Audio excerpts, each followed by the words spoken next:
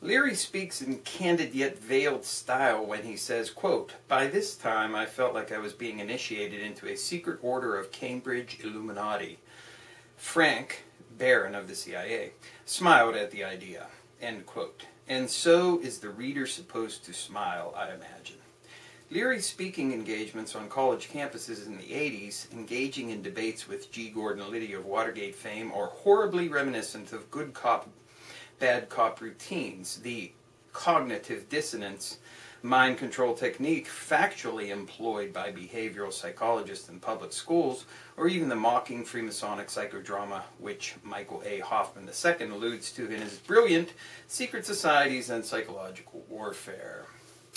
That's just a little bit from Casebook on Alternative 3, UFOs, Secret Societies, and World Control by Jim Keith. Hello, and welcome to another edition of the Stench of Truth. I have to admit, quite frankly, that I'm astonished by the incredible time that has gone on in the masterfully choreographed so-called debt ceiling debacle debate.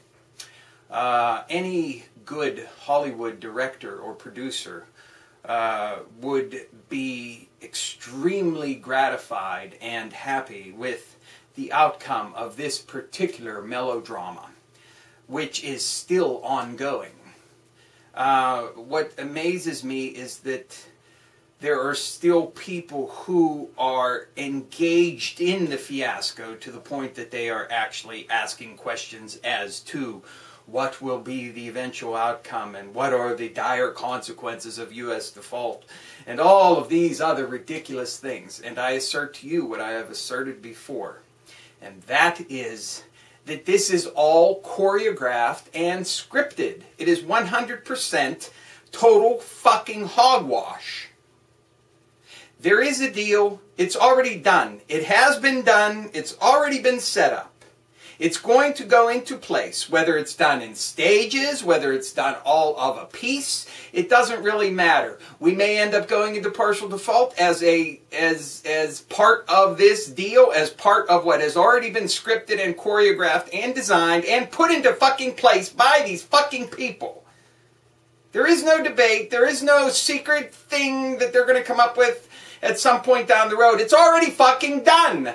The secret talks and the behind the closed doors stuff is meant to give the illusion that there is some kind of meeting of the minds and they're trying to hammer something out, that this is some sort of deal that they're trying to work out in some way to illustrate that there is a so-called government where there is so-called opposition from one so-called side to the other so-called side, when in reality there is nothing of the kind.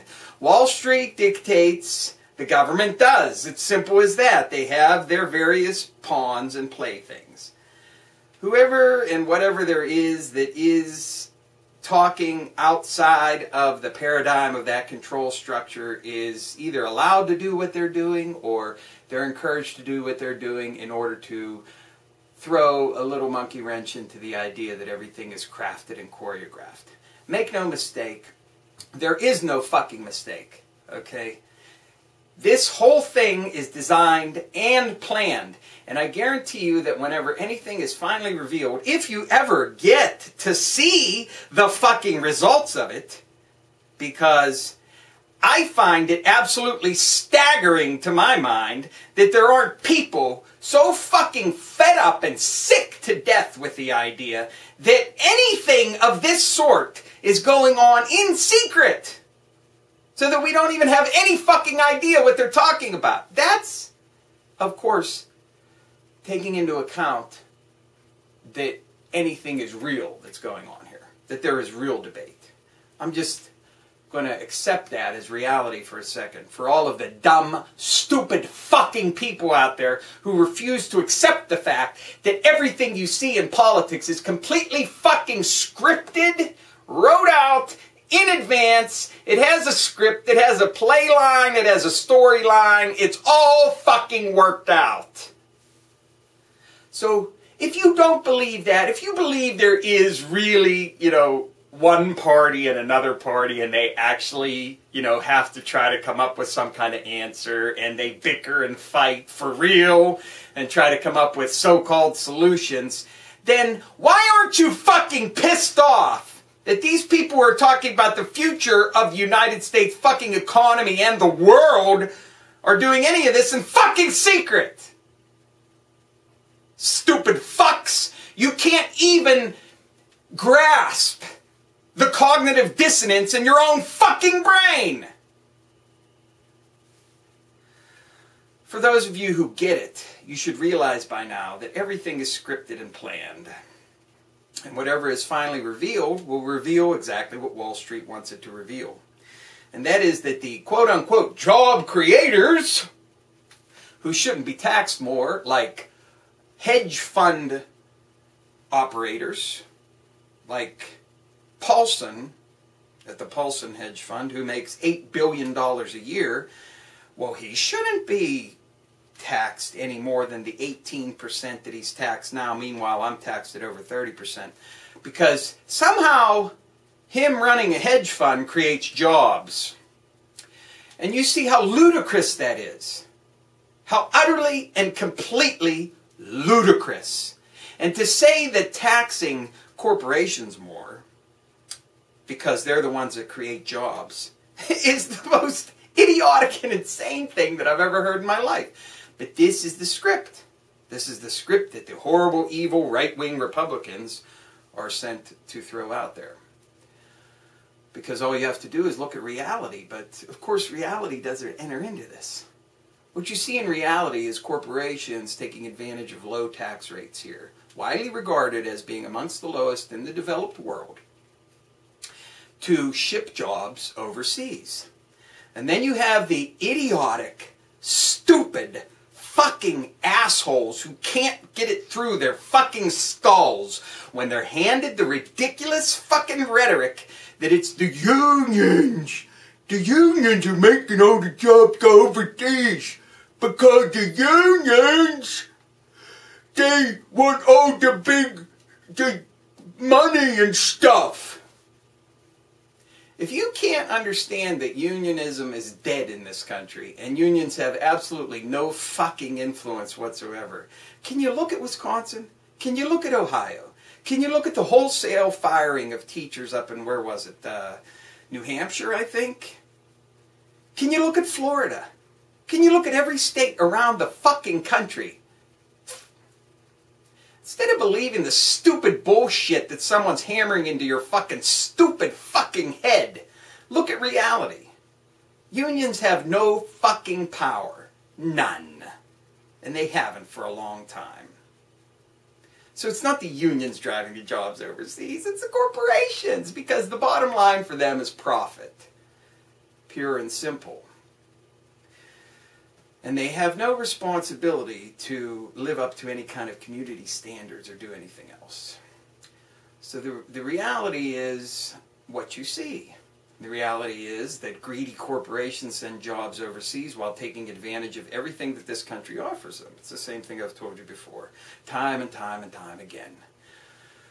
But I just want to illustrate something to you. You have the stupid people who believe that there's a right wing and a left wing, and that they're actually having some sort of debate about what they should do about the country's economic future and the debt ceiling. But those same people suffer from the cognitive dissonance of not being completely irate about the fact that it is being done in secret, and they have no input and or knowledge of what is being negotiated on their behalf by their supposed representatives. And then you have the other people who realize this is all scripted, but there are a lot of them who still believe some of the ridiculous nonsense that is being put out there. In other words, they accept there's no left and right, but they believe that someone like Ron Paul or anybody else, and I'm not even picking on him in particular, just using him as an example, that anybody elected to any office in this country can effect any kind of change. That they can put into practice some new program that somehow is going to operate outside the paradigm of Wall Street control. There's only a very small group of people who understand that everything is scripted and that nobody anywhere can offer a solution, because they'll all be controlled and manipulated if they're not already controlled and manipulated once they were to get into office. So the end result is done. Where we're going is already seen. Does that mean we're going to have unrest here? Maybe a little bit. I really doubt we're going to see anything on the scale of Greece or even the UK, because God forbid we should ever have a strike in this country. A general fucking strike for a couple days. You know, or have people, you know, block major interstate highway systems to prevent travel. Anything. You know, even the most innocuous sort of nonviolent protesting. Doubt it. I really doubt it. People in this country have such inbuilt inertia and lethargy, and you know, I even suffer from it myself, so I can imagine what it's like for people who are not, you know, geared towards being opposed to what's being shoved down our throats. But there's only a very small group of people who realize exactly what's going on. I would hope that it's more, and hopefully, you know, my railing about this will illustrate it that to enough people that more people will wake up to it and understand the reality of it. The debt ceiling thing is nothing but a charade, but it's a great show. It's wonderful theater for people who care to look. Oh, what's Boner going to do today? Oh, Mitch McConnell says this. Oh, Ryan says that. Harry Reid stepping in to the rescue. And President Barry Soetoro calling for compromise, compromise, compromise, while starting out way far to the right. Astonishing. But some people refuse to incorporate reality into whatever scripted drama is put before them and realize how things really work and where they're really headed. And, you know, I'll spell that out for you more in days to come for people who are really slow on the uptake. Thank you. Good day.